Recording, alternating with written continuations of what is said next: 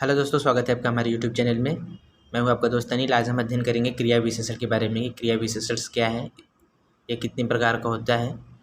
तो स्टार्ट करते हैं। क्रिया विशेषण की परिभाषा यानी क्रिया विशेषण की परिभाषा क्या है यह देखेंगे। क्रिया विशेषण के उदाहरण देखेंगे। क्रिया विशेषण के कितने भेद होते हैं। अर्थ के आधार पर क्रिया विशेषण कितने प्रकार के होते हैं। पहला कालावाचक क्रिया विशेषण होता है, दूसरा रीतिवाचक, स्थानवाचक क्रिया विशेषण, परिणामवाचक क्रिया विशेषण।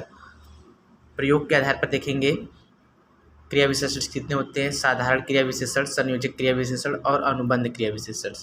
रूप के आधार पर क्रिया विशेषण जो है इसको हम अगले वीडियो में देखेंगे। आज हम यहाँ पे यानी प्रयोग के आधार पर जितने क्रिया विशेषण हैं उनका चर्चा यहाँ तक करेंगे। तो स्टार्ट करते हैं। सबसे पहले देखते हैं क्रिया विशेषण की परिभाषा क्या है। वह शब्द जो हमें क्रियाओं की विशेषताओं का बोध कराता हो।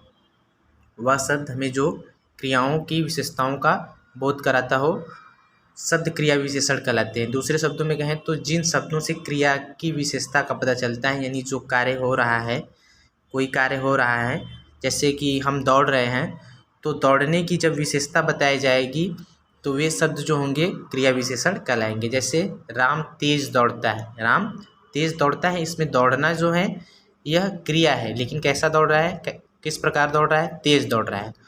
तो दौड़ने की जो विशेषता है वह तेज के द्वारा बताई जा रही है। जो तेज शब्द है यह क्रिया विशेषण कहलाएगा, यानी क्रिया की विशेषता बता रहा है, तो इसलिए क्या कहलाएगा, क्रिया विशेषण। जैसे एग्जाम्पल से यहाँ पे बताया गया है, हिरण तेज भागता है। हिरण तेज भागता है, इस वाक्य में भागना क्या है, क्रिया है। चलना, दौड़ना, भागना, उठना, बैठना इत्यादि क्या है, क्रिया है। तो यहाँ पे हिरण तेज भागता है, इस वाक्य में भागना जो है क्रिया है। तेज शब्द हमें क्रिया की विशेषता बताता है कि वह कितनी तेज भाग रहा है, वह कितनी तेज भाग रहा है। अतः तेज शब्द क्या कहलाएगा, क्रिया विशेषण।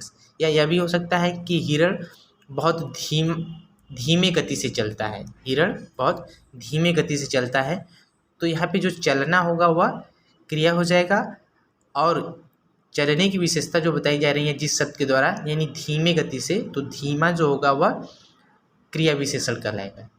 तो क्रिया विशेषण के कुछ उदाहरण और देख लेते हैं। जैसे वह धीरे धीरे चलता है।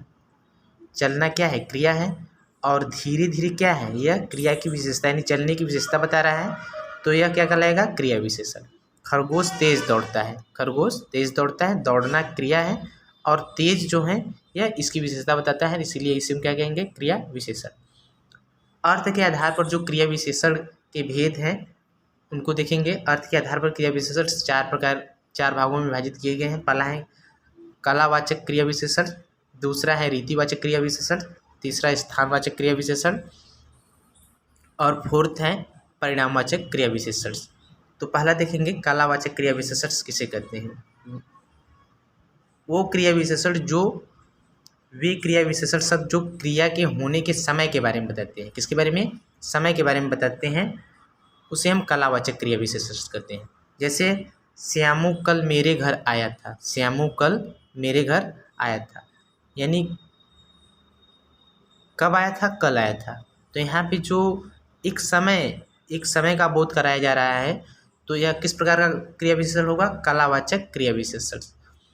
आना क्या है, आना क्रिया है, और कब आया था, कल आया था, यानी आने की विशेषता जो बताई जा रही है वह एक समय के द्वारा बताया जा रहा है। तो इस प्रकार की क्रिया विशेषण जो होगा वह कलावाचक क्रिया विशेषण कहलाएगा। परसों बरसात होगी। परसों बरसात होगी, बरसात जो है, बरसात होगी जो एक क्रिया है, होना क्या है, क्रिया है, कब होगी, परसों होगी। तो बरसात होने की विशेषता किसके द्वारा बताई जा रही है, एक समय के द्वारा, यानी परसों होगी। तो यह किस प्रकार का क्रिया विशेषण कहलाएगा, कलावाचक क्रिया विशेषण यह कहलाएगा। रीतिवाचक क्रिया विशेषण ऐसे क्रिया विशेषण शब्द जो किसी क्रिया के होने की विधि या तरीके का बोध कराता हो। ऐसा क्रिया विशेषण शब्द जो किसी क्रिया के होने की विधि, यानी किस प्रकार से जो है क्रिया जो है हो रही है, या उसका तरीका क्या है, यानी क्रिया के होने का तरीका क्या है, और या फिर विधि कौन सी है, तो वह सब रीतिवाचक क्रिया विशेषण कहलाता है। यानी ऐसे शब्द जो क्रिया के होने की विधि या तरीकों का बोध कराए, यानी ऐसा शब्द जो क्रिया के होने की विधि या तरीके का बोध कराए, तो उसे हम रीतिवाचक क्रिया विशेषण कहेंगे। जैसे कि कुछ उदाहरण से हम लोग समझ सकते हैं। यहाँ पे सुरेश ध्यान से चलता है। चलना क्या है? क्रिया है, लेकिन किस प्रकार से चल रहा है? वह ध्यान से चल रहा है। कैसे चल रहा है? ध्यान से चल रहा है। तो यह क्या है? यह क्रिया के रीति यानी किस प्रकार से क्रिया हो रही है उसके बारे में बताया जा रहा है, उसके तरीके के बारे में बताया जा रहा है कि यानी जो चलने की प्रक्रिया है, चलने की जो विशेषता बताई जा रही है वह ध्यान यानी इस शब्द के द्वारा बताई जा रही है। तो यहाँ पे किस प्रकार का क्रिया विशेषण होगा? रीतिवाचक क्रिया विशेषण यहाँ पे होगा। वह फटाफट खाता है, यानी खाना क्या है? क्रिया है, लेकिन किस प्रकार से, यानी खाने की जो प्रक्रिया है या तरीका है वह किस प्रकार का है? फटाफट यानी जल्दी जल्दी। तो यहाँ पे जो क्रिया विशेषण होगा वह होगा रीतिवाचक क्रिया विशेषण। इसी तरह से स्थानवाचक क्रिया विशेषण किसे कहते हैं? ऐसे अविकारी शब्द जो हमें क्रियाओं के होने के स्थान का बोध कराते हैं, यानी क्रिया कहाँ पे हो रही है उसका, ऐसा शब्द जो क्रिया के स्थान यानी क्रिया जहाँ पे हो रहा है उस स्थान का बोध कराए, तो इस प्रकार के क्रिया विशेषण को हम स्थानवाचक क्रिया विशेषण कहते हैं। जैसे कुछ उदाहरण है, तुम अंदर जाकर बैठो। तुम अंदर जाकर बैठो। बैठना क्या है? क्रिया है। कहाँ पे? यानी यहाँ पे बताया जा रहा है कि अंदर यानी कहाँ पे, एक स्थान का बोध कराया जा रहा है। क्या कराया जा रहा है? एक स्थान का बोध कराया जा रहा है। तुम अंदर जाकर बैठो, तो यहाँ पे स्थान का बोध कराया जा रहा है, इसलिए यहाँ पे जो विशेषण होगा स्थानवाचक क्रिया विशेषण कहलाएगा, क्योंकि एक स्थान यानी पर्टिकुलर एरिया के बारे में बताया जा रहा है कि तुम अंदर जाकर बैठो। बैठना क्रिया है, और क्रिया के होने के स्थान यानी क्रिया कहाँ पे हो रहा है, जिस शब्द के द्वारा इसका निर्धारण किया जा रहा है, तो उसको हम क्या कहेंगे? स्थानवाचक क्रिया विशेषण, यानी तुम अंदर जाकर बैठो। उसी तरह से मैं बाहर खेलता हूँ। खेलना क्रिया है, और कहाँ पे? बाहर। स्थान का बोध कराया जा रहा है, तो यहाँ पे जिस प्रकार का क्रिया विशेषण होगा उसको हम क्या कहेंगे? स्थानवाचक क्रिया विशेषण।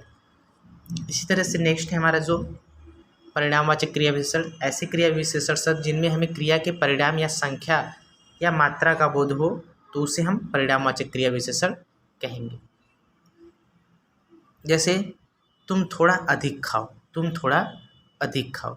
यहाँ पे खाना क्या है? क्रिया है, और कितना बताया जा रहा है? थोड़ा अधिक खाओ। यानी ऐसे क्रिया विशेषण शब्द जिनसे हमें क्रिया के परिणाम का बोध हो, यानी क्रिया के परिणाम का बोध हो या संख्या का बोध हो या फिर मात्रा का बोध हो, तो उसे हम क्या कहेंगे? परिणामवाचक क्रिया विशेषण। यहाँ पे खाने की क्रिया, खाना एक क्रिया है, और इसकी जो विशेषता है यानी इसके बारे में जो बताया जा रहा है कि अधिक खाओ, एक परिणाम का बोध हो रहा है। क्या हो रहा है? एक परिणाम का बोध हो रहा है। यानी खाने की प्रक्रिया को जो जिस शब्द के द्वारा, एक परिणाम के द्वारा बोध कराया जा रहा है, तो यहाँ पे किस प्रकार का क्रिया विशेषण होगा? परिणामवाचक क्रिया विशेषण। अमृत बहुत ज़्यादा दौड़ता है। अमृत बहुत ज़्यादा दौड़ता है। दौड़ना एक क्रिया है, लेकिन इस क्रिया की जो विशेषता है वह जिस शब्द के द्वारा यानी एक मात्रा के द्वारा इसका क्या किया जा रहा है? बोध कराया जा रहा है। तो यहाँ पे किस प्रकार का क्रिया विशेषण होगा? परिणामवाचक क्रिया विशेषण। यानी परिणाम का, संख्या का या मात्रा का अगर बोध कराया जाए तो उसे हम परिणामवाचक क्रिया विशेषण कहते हैं। तो आशा करते हैं कि आपको ये वीडियो पसंद आएगा। अगर वीडियो पसंद आए तो वीडियो को लाइक करें, शेयर करें और प्लीज़ चैनल को सब्सक्राइब करें। Thanks for watching. धन्यवाद।